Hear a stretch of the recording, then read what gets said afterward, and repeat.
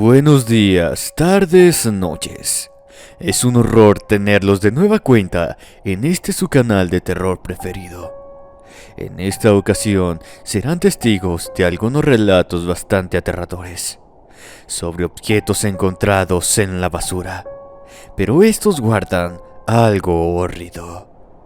Sin más, apaga la pequeña luz de tu habitación. Comenzamos.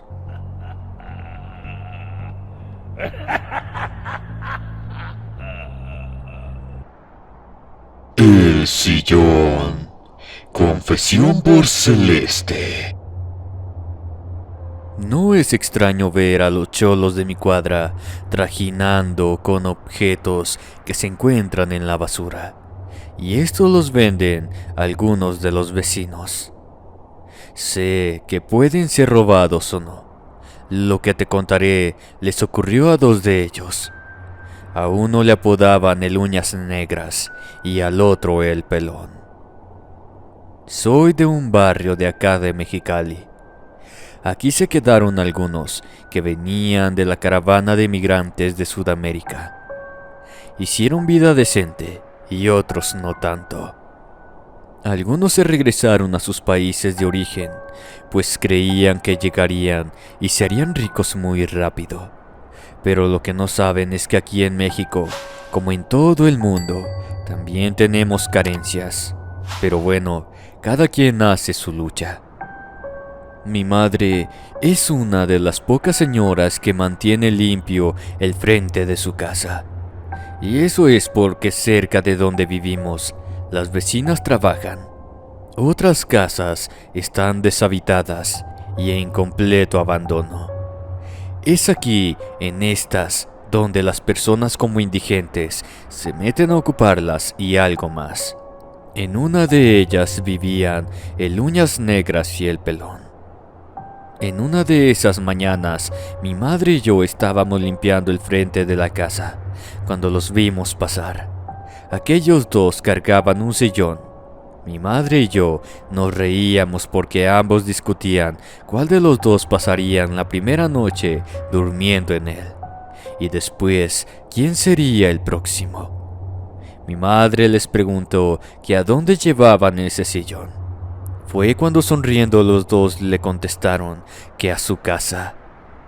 La vecina de la esquina lo había sacado a la calle para que el carro recolector de basura se lo llevara. A las 3 semanas, el Uñas Negras y el Pelón tocaron a la puerta de la casa de mi madre, pues querían contarle algo que les estaba ocurriendo. Estos se miraban ojerosos y enfermos. Ellos no tenían a quién contarle y por eso la buscaban a ella. Aquellos dos chicos le comenzaron a comentar a mi madre que a los días de que se llevaron el sillón, comenzaron a sentir escalofríos. Pensaron que se enfermarían de gripa por los cambios repentinos del clima. Pero la cosa era otra. Comenzaron a ver a un anciano sentado en el sillón. Ellos lo reconocieron. Era don Carmelo, el padre de doña Emma. El anciano tenía más de 4 meses que había fallecido después de una larga enfermedad. Se dieron cuenta que cuando comenzaban a sentir escalofríos, era señal de que el anciano estaba sentado a su lado. Había veces que el que estuviera en el sillón no podía moverse. El Pelón recordó las oraciones que su madre le enseñó cuando éste era un buen chico. Tartamudeando rezaba, pero aquello que se encontraba a su lado no se iba. En ocasiones se desvanecía, pero en otras no. Y era cuando más les daba miedo. Fue cuando ambos descansaban muy poco. Siempre tenían sueño, se sentían débiles cada vez más. Al escuchar mi madre esto, no le daba duda de que eso se alimentaba de la poca energía de esos dos.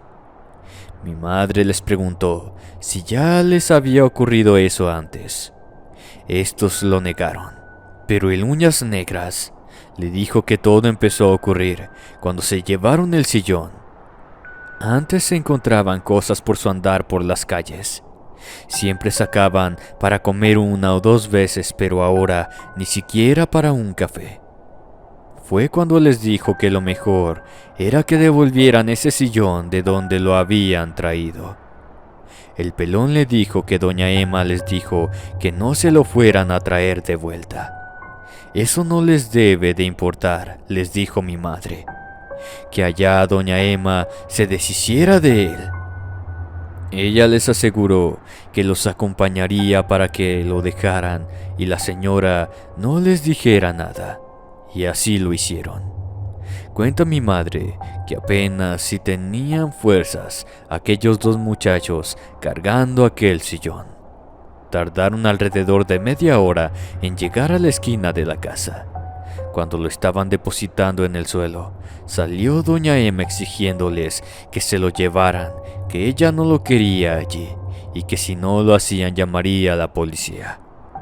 Fue entonces que mi madre con voz firme le dijo que le regresaba el daño que en el sillón había y repelaban todo el mal. Con la protección del arcángel San Miguel, nada les podría pasar. La cara de la señora parecía desfigurarse de la encabritada que se dio.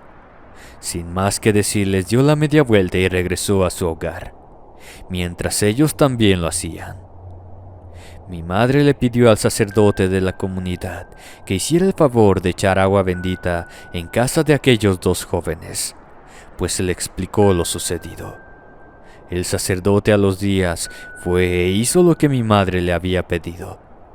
La salud de aquellos dos no mejoraba y se veían cada vez más delgados. Al ver los vecinos, entraron también a la casa y se unieron en oraciones junto con el cura.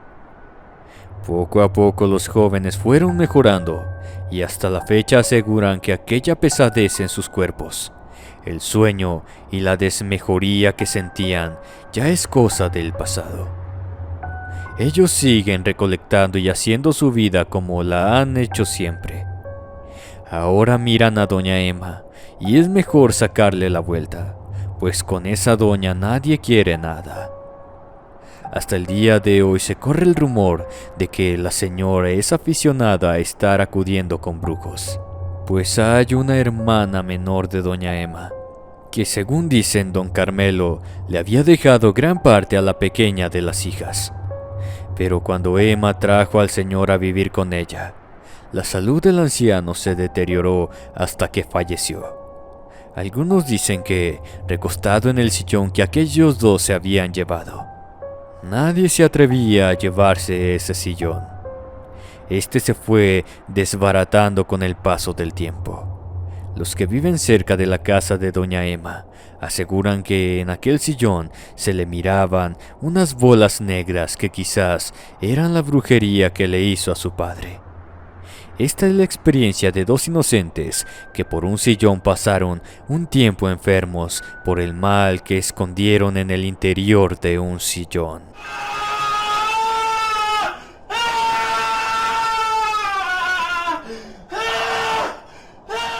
El que busca encuentra. Confesión por Fanny Mendoza. Desde muy joven siempre he tenido que ver con la brujería. Desde que yo recuerdo, mi madre siempre anduvo visitando brujos.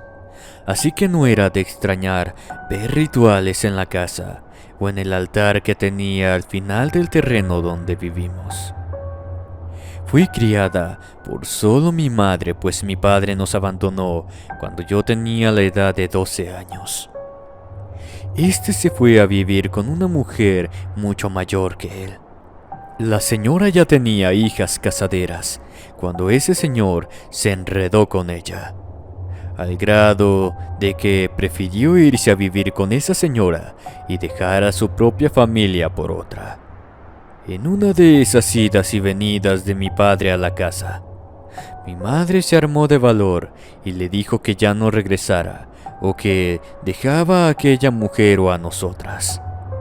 Él decidió no volver. La escuchaba por las noches llorar y mi odio y rencor hacia él fue acrecentándose, algo que hasta el día de hoy no perdono. A partir de ese momento nuestras vidas cambiaron y con ese cambio llegó algo que no esperábamos. Mi madre, antes de irse a su trabajo, sacaba la basura por las mañanas porque el carro recolector pasaba muy temprano. Te digo esto porque aquel día yo regresaba de la secundaria por la tarde y aún no pasaba la basura. Cerca de las bolsas de esta se encontraba la imagen de cerámica de una Virgen de Guadalupe.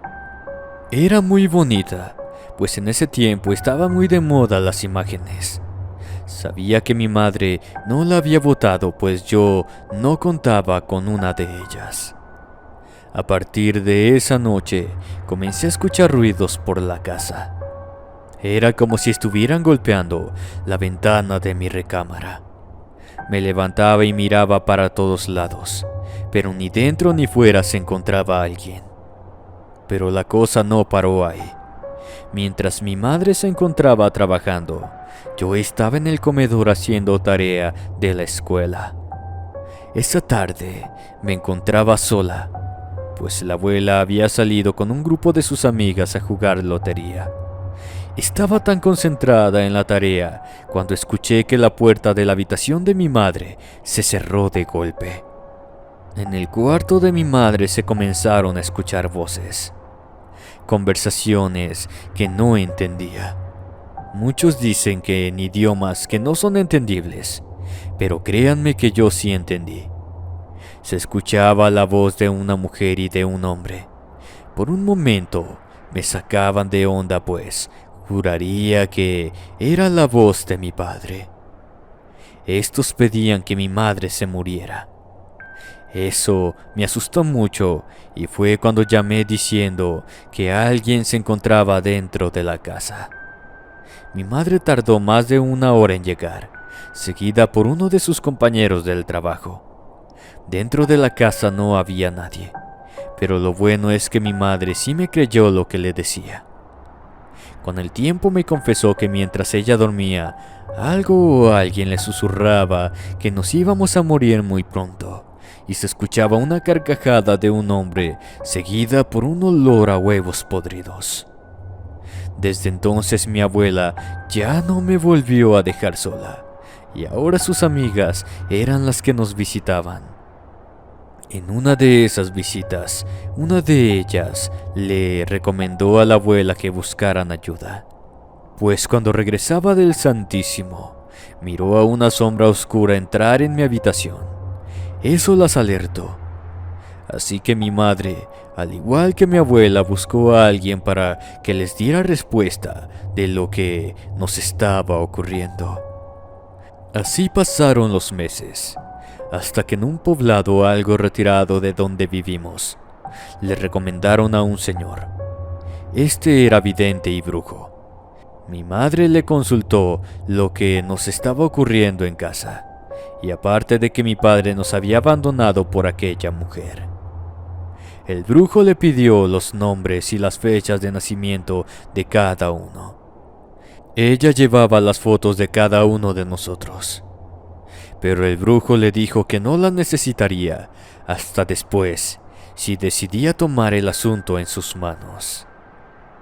Les pidió que regresaran al día siguiente para darle respuesta a lo que ellas buscaban. Muy temprano al día siguiente, ambas salieron a la casa del brujo. Mi madre me contó que iba con un manojo de nervios, pero aún así se mantuvo calmada para estar atenta a lo que el brujo les iba a revelar. Mi madre quedó frente a aquel señor y mi abuela a su lado derecho. El hombre le dijo que todo esto era a causa de un objeto encontrado en la basura, que inocentemente había yo ingresado a la casa, pues el trabajo que hicieron era del gusto de una niña para que éste pudiera tomarlo e introducirlo al hogar. Fue entonces cuando mi madre recordó a la Virgencita. Le dijo al vidente que a ella le había gustado y que me había dado el permiso de quedarme con él. El hombre le aseguró a mi madre que éste tenía el trabajo en su interior, que era preciso que se lo llevaran lo más pronto que les era posible y que me llevaran con él. Mi madre no perdió el tiempo y esa misma tarde regresó a la casa del señor. Mi abuela se quedó allí con él, en lo que mi madre iba por el objeto y me sacaba de la escuela. Ella no me dijo nada para no alarmarme. Recuerdo que en el trayecto a casa de ese señor, ella no era de las que manejaban despacio el auto. Siempre le metía el pie a toda velocidad, lo que a ella le gustaba, pero esa tarde no. Con el tiempo mi madre me comentó que cuando iba por la imagen y por mí, jura que una mujer se le atravesaba a cada momento por la carretera, haciendo que se detuviera. Pero cuando se percató que su cuerpo era traslúcido, supo que estaba haciendo lo imposible para retenerla. Cosa que no lograron, pues mi madre oró hasta que terminó el trayecto en que tenía que llegar con el señor. Estando en casa del brujo, mi madre le entregó el objeto envuelto en un trapo. Era la imagen de la Virgencita. La colocó en una mesa y con un marro la partió. Yo quise llorar, pero me aguanté las ganas cuando miré lo que se encontraba dentro del objeto. Habían 2 muñecos. Estos tenían las fotos mías y la de mi madre. En la de ella tenían vendados sus ojos y sujetadas con alfileres. Todo su cuerpo se encontraba atado de pies y manos, y en sus partes íntimas llenas de alfileres también. De los muñecos escurría un líquido viscoso, y en lo que era el fetiche para mí, tenía varias peticiones. Al igual que mi madre y mi abuela comenzaron a echarle la culpa a la mujer de mi padre. Eso era obra de ella. Pues no, el trabajo que teníamos frente a nosotras lo hizo mi padre.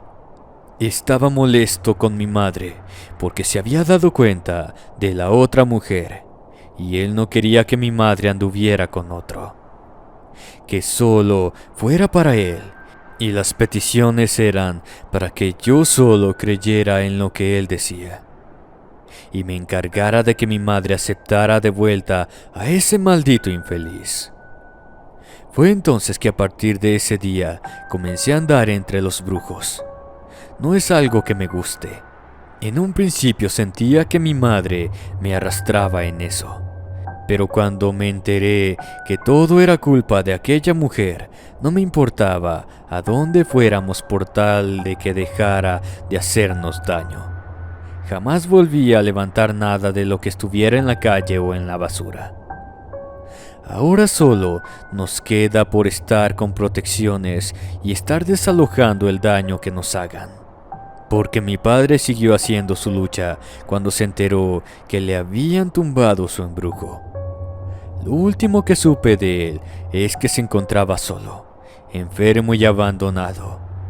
No siento la necesidad de visitarlo y saber de él, como tampoco perdonarlo. Él buscó y encontró su propio mal.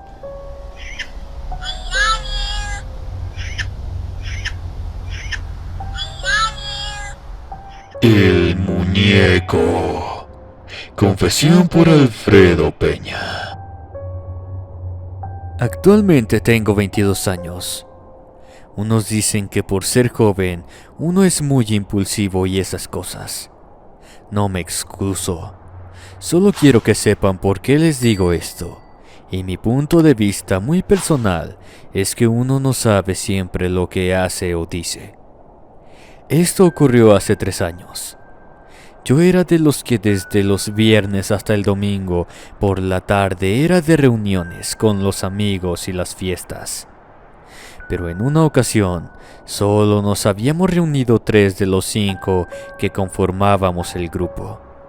A las afueras de donde yo radico hay un canal de riego y en sus laderas se encuentran árboles que según las personas tienen más de 100 años allí. En ese sitio es reunión los días de verano para muchos, al igual que los patrulleros desalojando en las noches el sitio, pues a altas horas de la madrugada había tantos carros como gente pisteando. Mis amigos y yo llegamos alrededor de las 5 de la tarde. Según ellos, Nos retiraríamos temprano, pues unos tenían que trabajar y yo tenía que ir a la universidad. Cerca de donde nos encontrábamos había un bulto de basura de días anteriores. Ahí aventábamos las botellas para luego echarlas en las bolsas. En una de esas que aventé la botella vacía, me percaté que había un muñeco. Eso me llamó la atención. Me dirigí hacia él y sin pensarlo lo levanté. Este era de esos que utilizan para hacer brujerías. Yo no lo sabía en ese entonces, pero uno de mis amigos comenzó a decir que una de sus exnovias le había querido hacer un amarre con uno de esos. A nosotros nos comenzó a hacer gracia lo que nos contaba. Yo, irreverente, colocaba al muñeco en la cajuela del auto y lo hacía caminar tomándole las piernas, mofándome y diciendo cuánta estupidez me venía a la cabeza, y todos reíamos de esas ocurrencias. No me había dado cuenta que el muñeco tenía alfileres en su cuerpo. Eso fue cuando uno de ellos me pinchó la mano. Fue cuando lo azoté a la tierra diciendo cuánta grosería se me venía a la mente, maldiciéndolo por haberme pinchado. Fue entonces que encendí un cigarro y tuve la estúpida idea de prenderle fuego al muñeco. Gozaba verlo cómo se quemaba. Lo arrojé a un lado mientras ardía. Ya casi para irnos, rematé el asunto orinándolo. Todo esto me trajo horribles consecuencias. A la mañana siguiente la mano me dolía donde me había pinchado con el alfiler. Esta se me estaba hinchando. Aún así acudí a la universidad, pero no terminé ese día en clases porque tuve que retirarme a casa, pues el dolor era insoportable. Mi madre pensó que me había picado alguna araña o algo. Yo no le comenté lo que en realidad había ocurrido. Me hicieron meterla en hielo y en cuantas cosas se le ocurría para que se me desinflamara. Al día siguiente esta se encontraba ya bien, o al menos eso creía yo. Pasaron alrededor de varias semanas cuando esta nuevamente se comenzó a inflamar, pero esta ocasión peor que la primera vez. Nada me quitaba el dolor y esta cada vez se me ponía color morado, en ocasiones roja hasta llegar a un color oscuro. Fue cuando me llevaron al hospital, pues yo lloraba del dolor. Los médicos dijeron que no se explicaban el motivo por el que mi mano se encontraba así. Me inyectaron para la infección y el dolor, pero cuando esta perdía efecto empezaba el martirio. Jonathan, uno de los que estuvo esa tarde conmigo, fue a visitarme para saber cómo me encontraba de salud. Al ver el estado de mi mano se espantó, pues esta también tenía ámpulas de las cuales ya salía un líquido amarillo y verdoso. Aparte que tenía un olor desagradable. Era como si se me estuviera pudriendo la mano. No me dio vergüenza llorar frente a mi amigo. Mis padres ya se encontraban desesperados, pues sabían que no me quedaba de otra que amputarme la mano, pues pareciera que empezaba a avanzar hacia el codo. Fue cuando Jonathan me dijo: «Eso te pasa por andar jugando con el muñeco de brujería». Mi madre le dijo que repitiera lo que acababa de decir. Al hacerlo pensé que me iba a dar tremendo bofetón, pero en vez de eso llamó a mi padre, quien llegó a casa después de una hora. Me llevaron con un curandero, amigo del jefe de mi padre. Este, al verme, me revisó la mano y nos dijo que haría todo lo posible por salvarla. Fueron meses muy agotadores y dolorosos, pues cada vez que iba, el curandero me hacía una herida en la mano y de ella salía toda la putrefacción. Aquellos olores me hacían devolver mi estómago y el dolor cada vez hacía aquello que sentía que me moriría. Mi mano a partir de aquello no tiene la misma sensibilidad que antes. Me duele de vez en cuando y las heridas de cada cortada que me hizo el curandero son visibles. Y todo por mi estupidez y jugarle al gracioso con un muñeco vudú que tenía trabajo, y yo estúpidamente tomé de la basura. Espero que mi experiencia les sirva de algo, y lo piensen cuando levanten un objeto que los demás botan, y uno tontamente lo recoge sin saber qué traen consigo.